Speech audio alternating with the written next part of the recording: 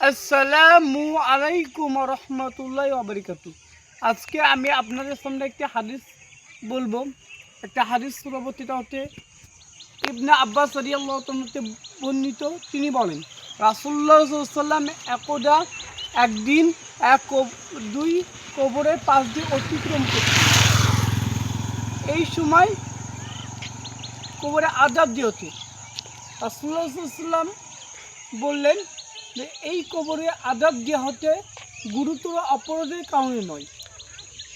একজন হলো পেশাব করে রাসূলুল্লাহ কিন্তু একজন হলো পেশাব করে পানি নিতেন না, মানে সতর্ক থাকতেন না, মানে পেশাব করে সতর্ক থাকতেন না।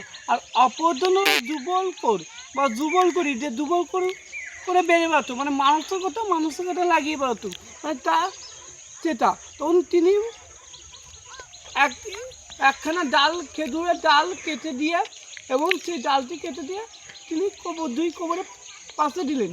সাহাবী একরামগণ বললেন যে হে আল্লাহ রাসূল, এটা কেন?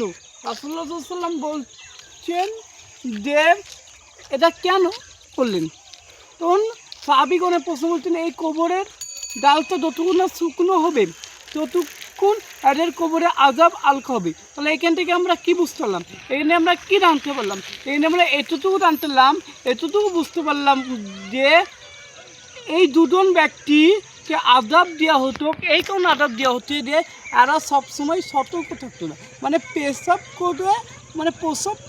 করে ওনারা পবিত্র থাকতো না, মানে এরা সতর্কতা থাকতো না, এই কারণে এদেরকে আযাব দেওয়া হতো।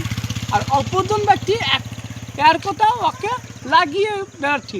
তাহলে আমরা এই দুটো পাপ কাজ কখনো করবো না, মানে আমরা যতক্ষণ পেশাব মানে করে আমরা পবিত্র থাকবো, সতর্ক থাকবো। আর দ্বিতীয়ত আমরা